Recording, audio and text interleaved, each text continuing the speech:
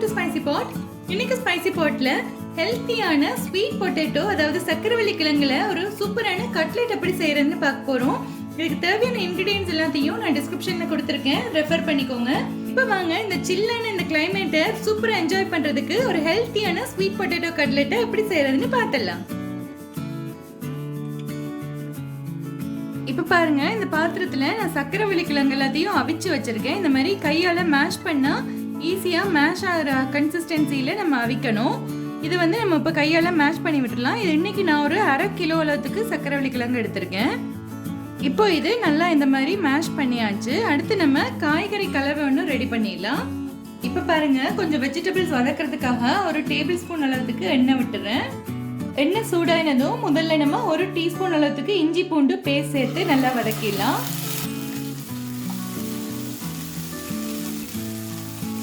இது நல்லா வதங்கிட்டு இருக்கிறப்போ அடுத்து ஒரு பெரிய வெங்காயத்தை குட்டி குட்டியாக கட் பண்ணியிருக்கு, அதையும் சேர்த்துடலாம். கூடவே ஒரு பச்சை மிளகாயை குட்டி குட்டியாக கட் பண்ணியிருக்கு, அதை சேர்த்துக்கலாம். உங்களுக்கு காரம் ஜாஸ்தி வேணும்னா பச்சை மிளகாய் இன்னொன்று கூட சேர்த்துக்கலாம். குழந்தைங்க சாப்பிடுதுன்னா ஒன்று போடலாம், இல்லைன்னா பச்சை மிளகாயை கம்ப்ளீட்டாக அவாய்ட் பண்ணிடலாம். இது ரெண்டையும் சேர்த்து லைட்டாக ஒரு கலர் மாறுற வரைக்கும் வதக்கி விட்டுலாம். இப்போ பாருங்க, இஞ்சி பூண்டு பேஸ்டோட பச்சை வாசனை நல்லா போயிடுச்சு. வெங்காயம் நல்லா வதங்கணும்னு அவசியம் கிடையாது. லைட்டாக கலர் மாறுற ஸ்டேஜ் வந்ததுமே நம்ம மீதி காய்கறி எல்லாத்தையும் சேர்த்துடலாம். பாருங்க, சின்னதாக ஒரு கேரட்டும் கொஞ்சம் பீன்ஸும் கட் பண்ணியிருக்கு, அதை சேர்த்துடலாம். இஞ்சி பூண்டு பேஸ்டோட பச்சை வாசனை சரியா போகலைன்னா அந்த கட்லெட்டோட ஃப்ளேவர் நல்லா இருக்காது. அதனால தான் நான் ஃபர்ஸ்டே இஞ்சி பூண்டு பேஸ்ட்டு போட்டு வதக்கிட்டு அதுக்கப்புறமா வெங்காயம் சேர்த்தேன். இப்போ இந்த காய்கறி எல்லாம் சேர்த்து நல்லா மிக்ஸ் பண்ணியாச்சு. இதில் நான் சேர்த்துருக்கிற இந்த காய்கறிக்கு மட்டும் இப்போ உப்பு சேர்த்துக்கிறேன். மீதி கட்லெட் பிசைகிறப்போ இன்னொரு தடவை நம்ம உப்பு சேர்த்துக்கலாம். பாருங்க, இது எல்லாத்தையும் நல்லா கலந்து விட்டுடலாம். இப்போ இந்த கேரட் பீன்ஸ் ஒரு 2 நிமிஷத்துக்கு மூடி போட்டு வேக வச்சிடலாம். இப்போ பாருங்க, 2 நிமிஷம் ஆயிடுச்சு. நம்மளோட காய்கறி எல்லாம் நல்லா வதங்கிடுச்சு. இப்போ நான் ஸ்டவ் ஆஃப் பண்ணிட்டு இதை நம்ம மேஷ் பண்ணி வச்சிருக்கிற அந்த சக்கரவள்ளி கிழங்குல கலவையில இதை சேர்த்துடலாம். இப்போ நம்ம வதக்கின கேரட் பீன்ஸ் மிக்ஸை இதில் சேர்த்துடலாம். இப்போ நம்ம ஏற்கனவே இந்த கேரட் பீன்ஸுக்கு உப்பு சேர்த்துருக்கோம், அதனால இந்த சக்கரவள்ளி கிழங்குக்கு மட்டும் கொஞ்சமாக உப்பு சேர்த்துக்கிறேன். ஒரு 1/2 டீஸ்பூன் அளவுக்கு மிளகுத்தூள் சேர்த்துக்கிறேன். 1/2 டீஸ்பூன் அளவுக்கு சீரகத்தூள் சேர்த்துக்கலாம். 1 டீஸ்பூன் அளவுக்கு மிளகாய் தூள் எடுத்துக்கிறேன்.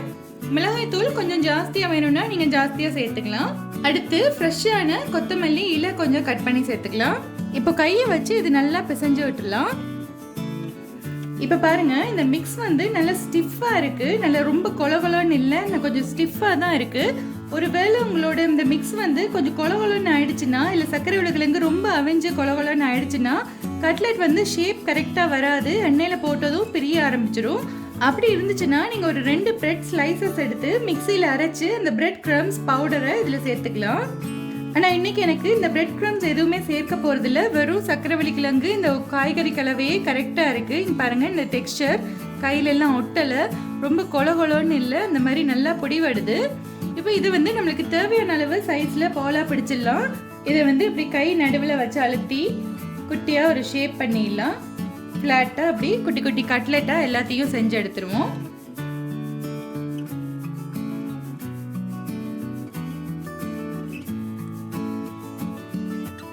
இப்போ பாருங்க, நம்ம எல்லா கட்லெட்டையும் இந்த மாதிரி ஷேப் பண்ணி எடுத்தாச்சு. அடுத்து நம்ம இந்த கட்லெட்டை துவைக்கிறதுக்கு ஒரு பேட்டர் ஒன்று ரெடி பண்ணிடலாம். இப்போ அடுத்து ஒரு பாத்திரத்தில் ஒரு 1/4 கப் அளவுக்கு கார்ன்ஃப்ளவர் எடுத்துக்கிறேன். 1/4 கப் அளவுக்கு மைதா எடுத்துக்கிறேன். கூடவே கொஞ்சமாக உப்பு சேர்த்துக்கலாம். அடுத்து கொஞ்சமாக தண்ணி விட்டு ஒரு தோசை மாவு பதத்துக்கு இதை கரைச்சி எடுத்துடலாம். இப்போ பாருங்க, இது ஒரு ஃப்ளோயிங் கன்சிஸ்டன்சியில் கொஞ்சம் தோசை மாவு பதத்தில் இப்படி கரைச்சி எடுத்தாச்சு. அடுத்து ஒரு மிக்ஸி ஜாரில் ஒரு 8 ஸ்லைஸ் இந்த மாதிரி சால்ட் பிரெட் எடுத்திருக்கேன், அதை பிச்சு இந்த மிக்ஸி ஜாரில் சேர்த்துடலாம். ஃப்ரெஷ்ஷான பிரெட் க்ரம்ஸ் அரைக்கிறதுக்காக தான் நம்ம இந்த பிரெட் எடுத்துக்கிறோம். இதை போட்டு நல்லா அரைச்சு பவுடர் ஆக்கிடலாம். இப்போ பாருங்க, நம்மளோட பிரெட் க்ரம்ஸ் ரெடி ஆயிடுச்சு. இதையே நீங்கள் ஃப்ரிட்ஜில் ஸ்டோர் பண்ணணும்னா லைட்டாக ஒரு கடாயில் போட்டு லைட்டாக ரோஸ்ட் பண்ணிட்டு அப்படியே ஃப்ரிட்ஜில் ஒரு கவரில் கட்டி வச்சிட்டிங்கன்னா 3-4 மாதத்துக்கு கூட இது கெட்டு போகாது, அப்படியே இருக்கும். இன்னைக்கு நான் ஃப்ரெஷ்ஷாக அரைச்சி யூஸ் பண்ணிக்கிறேன். இப்போ நம்ம இந்த செஞ்சு வச்ச கட்லெட் எல்லாத்தையும் பிரெட் க்ரம்ஸில் கோட் பண்ண போகிறோம். பாருங்கள், இந்த மிக்ஸில் ஒரு கட்லெட் எடுத்து உள்ளே போட்டுடலாம். இது நம்ம ஃபோக் இல்லைன்னா ஸ்பூன் வச்சு ஹேண்டில் பண்ணோம்னா கையில் நிறைய மாவு ஒட்டிட்டு பிரெட் க்ரம்ஸ் அதில் ஒட்டி வீணாக போகாது. இப்போ பாருங்கள், இதை எடுத்து இதில் பிரெட் க்ரம்ஸில் சேர்த்துடலாம். மேலால் ஒரு கோட் நல்லா அழுத்தி இந்த மாதிரி சுற்றி எல்லா சைட்லேயும் படுற மாதிரி இப்படி புரட்டி எடுத்துடலாம்.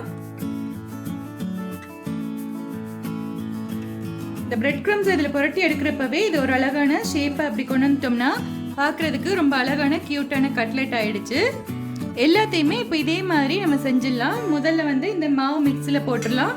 இது நல்லா இந்த மாதிரி டிப் பண்ணிவிட்டு இதை எடுத்து இந்த பிரெட் க்ரம்ஸில் சேர்த்துடலாம். அடுத்து இது நல்லா இப்படி புரட்டி எடுத்து எல்லா கட்லெட்டையும் ரெடி பண்ணிடலாம். இப்போ பாருங்கள், நம்மளோட எல்லா கட்லெட்ஸையுமே இந்த மாதிரி பிரெட் க்ரம்ஸில் கோட் பண்ணி அழகாக எடுத்தாச்சு. அடுத்து இதை நம்ம பொரிக்கிறது அப்படின்னு பார்த்துடலாம்.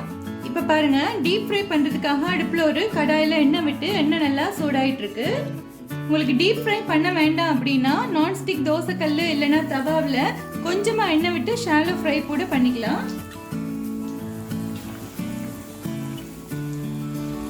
நிறைய ஒரே டைமில் போடக்கூடாது, அது திருப்புறப்ப பிஞ்சிரும். சைடில் பிஞ்சிருச்சுன்னா எல்லாம் வெளியில் வந்துடும் அந்த ஃபில்லிங் எல்லாம்.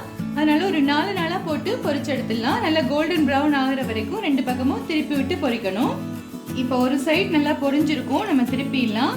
எண்ணெயை வந்து லைட்டாக மீடியம் ஹீட்டில் வச்சு பொரிச்சா போதும், இல்லைன்னா டக்குன்னு இந்த பிரெட் க்ரம்ஸ் வந்து கருகி போயிடும்.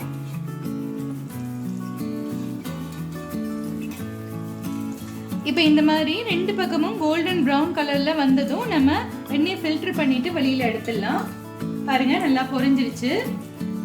இப்போ எடுத்து எண்ணெயை நல்லா ஃபில்டர் பண்ணிட்டு ஒரு டிஷ்யூ பேப்பரில் வெளியில் எடுத்துடலாம்.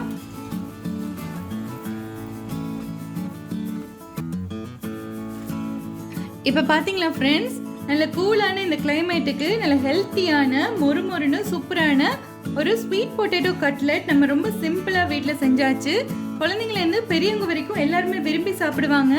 இன்னும் கொஞ்சம் ஸ்வீட் பொட்டேட்டோவில் நான் செஞ்ச ரெசிபிஸ் எல்லாம் கீழே லிங்க் கொடுத்துருக்கேன், பாருங்கள், டிஸ்கிரிப்ஷனில் இருக்கும்.